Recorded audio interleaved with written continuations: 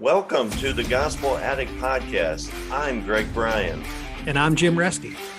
We're gospel addicts because we believe the gospel of Jesus isn't just good news, it's the best news ever.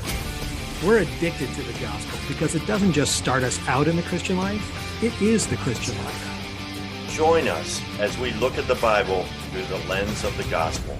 Thanks so much for listening. Welcome back to the Deep Dive. We're picking up where we left off with the Christian gospel, the 5 S's. And today we're really zeroing in on one specific S, substitution. Yeah, substitution. It's a fundamental. It really is. And, you know, it's easy to fall into thinking the gospel is just like the entry pass. You get saved, and then that's it. Exactly. But it's not just the door. It's the air you breathe for the whole Christian life. It's not supposed to be grace for salvation and then pure grit for everything else. That pull yourself up by your bootstraps idea. Right. And that's so common, particularly, well, in the American church context we often discuss. People get saved, and then it's like the switch flips to performance mode. Okay, I got my ticket punched. Now I got to perform. Yeah. And inevitably, that only goes two ways. You either get kind of puffed up, spiritually proud because you think you're doing okay. Comparing yourself. Or you end up in despair because, let's be honest, we all fall short. Constantly. Which is exactly why the gospel, the good news, isn't a one-off. It's like daily bread. And you see the opposite play out in preaching sometimes, don't you? When those core gospel truths, like substitution, aren't there? Oh, absolutely. It just becomes about self-effort. Grit your teeth, try harder, overcome sin by sheer willpower. And even if that seems to work on the surface, like someone stops doing a certain thing. Right, outward change. It can actually be counterproductive. It breeds this kind of spiritual independence. I got this, which totally misses the point of meeting Jesus. Every single moment you hear, try harder. And it sounds good, but it's missing the engine. It's subtle, though. Because people can change behaviors through determination. They can, outwardly. But the heart issue, that remains. And like you said, that can lead to pride. Oh, I conquered that sin.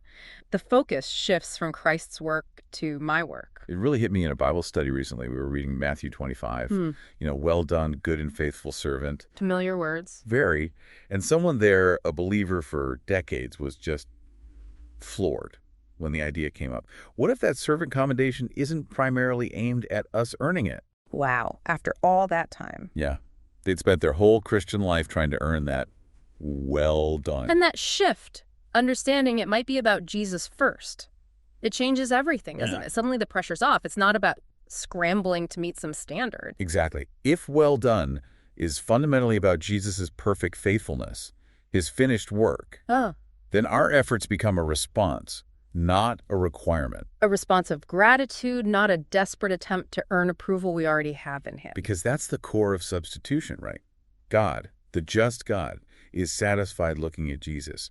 Our sin, all of it put on him, his perfect record, his righteousness given to us. It's this incredible exchange. So when God looks at a believer, he sees Christ's perfection. That well done is for Jesus on our behalf. A gift, totally free. And, you know, this isn't some brand new idea that just popped up in the New Testament. The groundwork, the foundation for understanding substitution was laid way back, especially in Leviticus. Leviticus, often the book where Bible reading plans go to die. Faxing. It can feel that way. It seems like just a list of rules and, frankly, kind of strange rituals.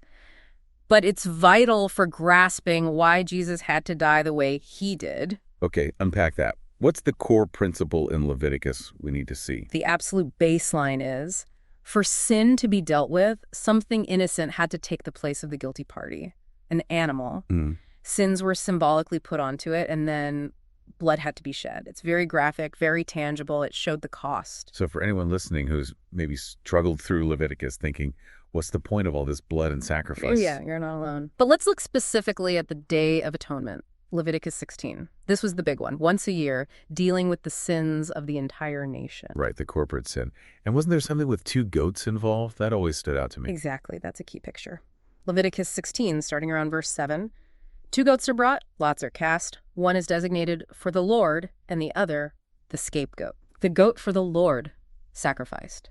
A sin offering. Its blood dealt with the penalty. But the scapegoat, Aaron, the high priest, would lay his hands on its head, confess all Israel's sins over it, transferring the guilt symbolically. And then that goat wasn't killed. It was led away deep into the wilderness and released, gone, symbolizing the removal of sin. So, wow. You have death, the penalty paid by one, and then you have removal, the burden carried away by the other. A vivid picture of substitution right there. Penalty handled, sin banished. Both aspects are crucial. And the connection to Jesus is, well, it's almost impossible to miss once you see it laid out like that. It really is.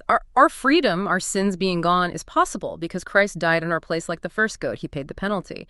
And our sins are removed, sent away, because he bore them like the scapegoat. It paints this picture of, some call it a kind of supernatural legal system. There's a divine law. Right. God's standard. And we're accountable. There's a record, you could say, of our violations. And these sacrifices showed a supernatural transaction, sin being transferred to the substitute. And the death of the animal was the visual lesson. A stark lesson. This is the penalty you deserve for breaking God's law. Which brings us to Romans 3:26. That verse is just. Immense. God is both just and the justifier. It's mind-bending, isn't it? He doesn't compromise his justice, his perfect righteousness. Sin must be punished, but he himself provides the way for us, the guilty ones, to be declared righteous, justified. Wow. Through Jesus. It means the creator is the redeemer. The judge is the justifier. The analogy sometimes used is, imagine a judge finds you guilty, the penalty is death. And the judge says, guilty is charged. Then steps down, takes your place in the electric chair, and pays your penalty. Whoa. That's substitutionary atonement. That's the heart of Christianity. That is staggering. And thinking back to Leviticus, there was the priest figure, the mediator. Yes, the one authorized to offer the sacrifices, Right. which points ahead beautifully to Jesus as our perfect high priest. But here's the twist. He's not just the priest. He's the sacrifice too. He's the sacrifice too, which the book of Hebrews just unpacks brilliantly. Right. Hebrews 9. Exactly. Hebrews 9.1114 contrasts the old system. Christ didn't enter the heavenly sanctuary with goat blood, but with his own blood, once for all time, securing eternal redemption. So the animal sacrifices were like a placeholder, an outward cleansing. They cleansed ceremonially, outwardly. But Hebrews says Christ's blood, it cleanses our conscience, our inner being from acts that lead to death so we can serve the living God. That's a much deeper reality. Understanding Leviticus makes Hebrews just explode with meaning. It helps to really try and picture it, doesn't it? Being there in ancient Israel, the constant sacrifices, the smell of blood, the sheer amount of death required just to temporarily cover sin. Imagine being a priest in that system. Day in, day out, bloodshed, death. And then you hear John the Baptist cry out, pointing to Jesus, "Look, the Lamb of God who takes away the sin of the world." Takes it away, not just covers it temporarily. Precisely, the final, perfect, once-for-all sacrifice. Okay, but let's address the elephant in the room for some people. Maybe someone listening is thinking, this whole system sounds, well, gruesome, barbaric even. Why couldn't God just forgive, like wave a magic wand? It's a fair question, a natural reaction, I think, and the answer, partly, is that this system demonstrates something crucial. The unbelievable seriousness of sin and the staggering holiness of God. It wasn't a small thing. Not at all. Sin isn't just a minor oopsie. It creates this massive gulf between us and a perfectly holy God. These sacrifices were a constant, visceral reminder of the deadly consequence of crossing that line. That analogy of smashing someone's car helps. Saying, I forgive you is one thing. Right. It restores the relationship, maybe. But the car's still smashed. Someone has to pay for the repairs. The damage needs addressing. Exactly. Someone's got to pay. And this points to a bigger question. Is the universe moral at its core or not? Our deep-seated sense of justice, our outrage when wrongs aren't punished, suggests we know intuitively that there is a moral order. And accountability. And accountability. Leviticus shows how seriously God takes violations of his moral law, and crucially, how utterly incapable we are of paying the debt ourselves. Which makes the Christian answer so unique. It wasn't just any substitute. No. This is where the Trinity comes in. God himself, in the person of Jesus, stepped in. The Creator became the Redeemer, willingly, voluntarily became the substitute. Which actually takes us way back, even before Leviticus, Genesis 3, right after the fall. Yes. Genesis 3.21. It's the first implicit mention of sacrifice. But contrast it with what Adam and Eve did first in verse 7. They tried to cover themselves. Fig leaves. Fig leaves, their own effort. A picture of human inadequacy trying to cover shame. And it wasn't enough. Then God steps in. Yeah. Verse 21. The Lord God made garments of skin for Adam and his wife and clothed them. Garments of skin. Meaning an animal had to die. Blood was shed. God himself provided the covering, but it required a sacrifice. He initiated it. He demanded it. It wasn't their effort that covered them. It was God's provision through death. Like our own efforts, our righteous deeds are like filthy rags, as Isaiah says. Precisely. Our attempts at self-covering just don't cut it. God's grace initiates, provides the real covering, but the cost is substitutionary sacrifice. That theme just runs all through Scripture. God providing the covering for shame. Oh, definitely. Think of Hosea buying back Gomer, his unfaithful wife. He redeems her, then clothes her. It's another picture of God's pursuing love, covering our sin and shame. That image of being clothed is powerful. It really is. I remember hearing about attending a Catholic funeral, the symbolism there. The priest starts in black, representing sin, death, mourning, but then a white garment is placed over it, Representing? Christ's righteousness, completely covering the black, a visual reminder of sin being covered by his perfection. Wow.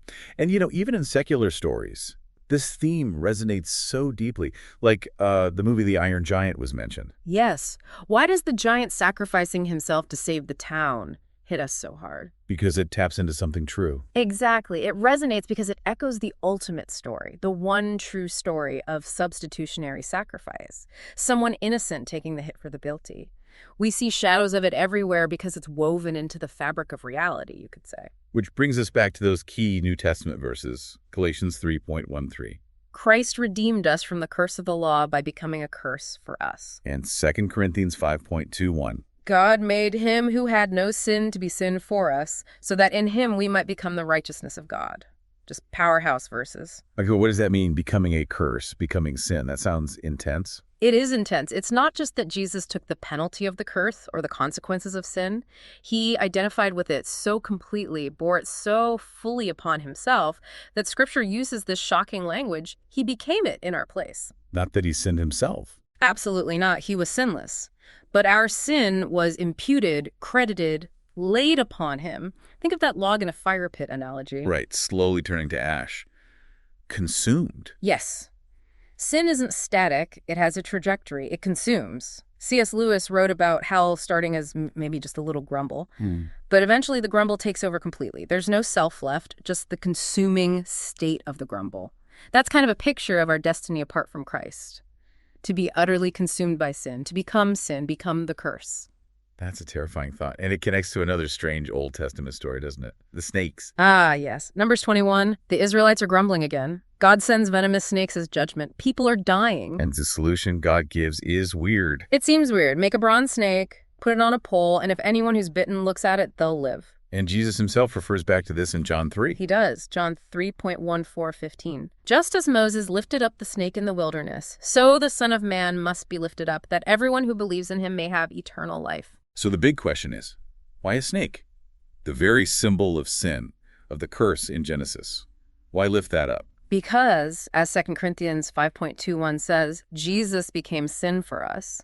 That bronze serpent on the pole was a picture of Christ lifted up on the cross, bearing our sin, becoming the curse in our place. We look to him, bearing our sin, and find life. He took the very thing that was killing us. Exactly. And imagine the cost for him. This is Jesus who knew perfect, unbroken, eternal intimacy with the Father. On the cross, he experienced infinite separation, the full weight of divine wrath against our sin, so that our sin could be removed as far as the east is from the west. The deeper the relationship, the worse the break. Infinitely worse. Yeah. And Isaiah 53 saw it centuries beforehand, verse 5 and 6. But he was pierced for our transgressions. He was crushed for our iniquities. The Lord has laid on him the iniquity of us all. How can you read Isaiah 53 and not see Jesus? It's astonishing. God was setting up the entire framework through Leviticus, showing the seriousness of sin, the need for shed blood, the concept of substitution, all pointing towards the Messiah who would fulfill it perfectly. And then Peter confirms it, looking back. 1 Peter 2:24. He himself bore our sins in his body on the cross, so that we might die to sins and live for righteousness. By his wounds you have been healed. Echoing Isaiah perfectly. Wow. It all ties together. Leviticus isn't just some dusty old rule book. Not at all. It's the essential background. It gives us the vocabulary, the imagery, the theological framework to understand the cross. Without Leviticus, the depth of what Jesus accomplished is much harder to grasp. So as we wrap up this part of our deep dive on substitution, people want to reflect more on that consuming nature of sin that Jesus took, that idea of becoming sin. Yeah, for further reflection, I'd really point people to A.W. Tozer's classic book, The Pursuit of God, specifically Chapter 3. He paints such a vivid, almost terrifying picture of sin and the self as these consuming forces.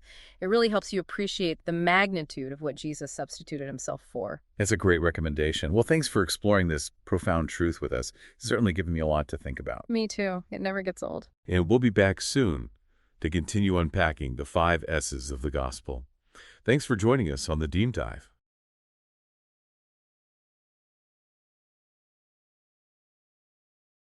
Thanks for listening to this episode of the Gospel Addict podcast. Feel free to contact us via email at gospeladdictpodcast@gmail.com.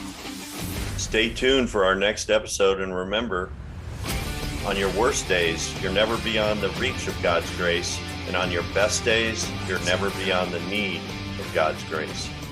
See you next time.